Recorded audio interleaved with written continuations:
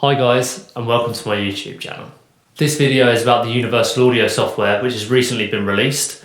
I've already done a video on this software just as a first impressions, just to take a look at some of the more obvious features on there. This video is about how to integrate external hardware, so like your outboard gear or channel strips or compressors or anything that you've got that's outboard into the software. The reason I wanted to make this video is because it's a lot more simple and you can do it all within the Luna software rather than having to chop and change between your console software. Using Universal Audio stuff for a little while with other doors, you have to chop and change between the two to set all of your inputs and outputs up as you want for that particular session sometimes. So for the demo, I'm just going to be using my Apollo Twin, the Luna software, and I'm going to be using a PreSonus studio channel. This is a relatively inexpensive piece of outboard equipment, and you might be asking, why would you go and use an external piece of kit rather than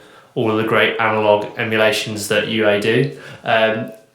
It's an exercise. I quite like using this channel strip to fatten up my bass lines and stuff, and that's essentially what we're going to do in the demo. So let's jump in and have a look. Okay, so here is your tracking view in Luna. So you can see that I've recorded in some audio there. This is just a simple bass loop. I've recorded that by going straight into the instrument input on the Apollo Twin. And it sounds like this.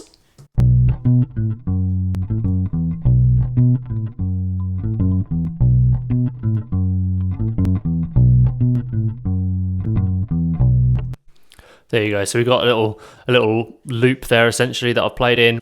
So we're going to make that loop by heading to our loop tab across the top here. If you just select that, it will essentially, this determines how long you want your loop, much like in other recording software that's already out there.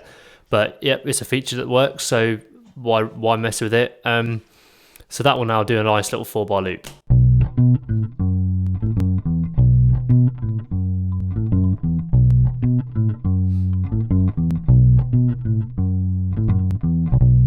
There you go. There's a little bit of jitter on the loop itself because unfortunately I haven't played it bang on in time, but that's going to be fine for demonstrating what we're going to do here. You can see I've also added a return track here. That's really easy to do. All you need to do is just hit your plus on here on the tracks tab and it'll give you audio, instrument or bus. And then all we need to do with that return tab is set it to mic input 2. So the routing for using the external equipment, the way that I've done it, it's a mono piece of equipment, so that makes it nice and straightforward. All I've done is take the output of line 3 on the Apollo Twin, and then I've put that into the input of the studio channel. Then I've taken the output of the studio channel into input 2. So essentially you're just creating a signal loop there. The studio channel hasn't got a load going on with it at the moment. It's just got a bit of tube drive added to it, some light compression, and I've got some EQing on there. I've made the EQing quite obvious, so you should be able to hear a bit of a difference between the two. It's not really about showcasing the studio channel here, it's just how to insert a piece of external hardware into your Luna session. So finally, the bit that makes all this very easy compared to how it used to be with third-party recording software is you go to your Q Outputs tab here, and it brings open this little box, which used to be inside console. You then just hit mono, and that's for lines 3 and 4. And that's all you need to do. If it's set to mix, then it's not going to work as well. You just want to hit mono, and that'll be fine. So then we want to go to our mix view. So just Command equals for that. And you've got line 3 and 4. You see these here. If you're using a larger Apollo, it's going to give you all of the options for your other line outs and your inputs and everything like that, but we're just using a Twin. So you've got your line 3 and 4, and then you've got your send dial here. So we're sending at minus 4 dB there, and that's giving me plenty of level into the unit. And all that we're going to do there, we're just going to arm our return unit, and then that will receive the signal back from our studio channel and record into this track here. So what we're going to do, we're going to hit this loop, make sure we're set up to record in there. If this bit up here is deselected, then it won't record it into a loop nicely for you. So that's what we're going to do here. So all you need to do now is just hit record. I'm going to mute the old original bass line, because that will mute it to the monitor output, but not to the send that we've given it.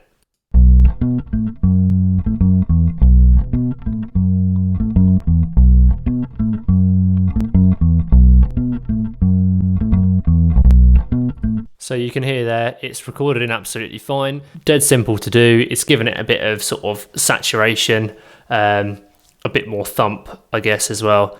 And it's hyped up the top end a little bit, I think. But that's essentially what the studio channel has done there. Super easy to do. Yeah, if you were to be sitting there making tweaks on whatever piece of outboard gear it is, then just, you know, use exactly the same method. You can leave it for recording as long as you want. Tweak your outboard gear, and once you're happy with the sound, essentially print it to the session is what we've done there. So yeah, that's how you go about inserting your external audio units into Luna. Personally, I think it's far simpler than it used to be. Yeah, I hope you guys have found that helpful. Thanks for watching the video. If you enjoyed that, please subscribe. I also do I've started doing some live looping sessions. We do album reviews and recommendations and things like that. We also produce for some artists which have released some stuff recently, so you can expect some more videos on those things. Yeah, thanks for watching, and I'll see you on the next one.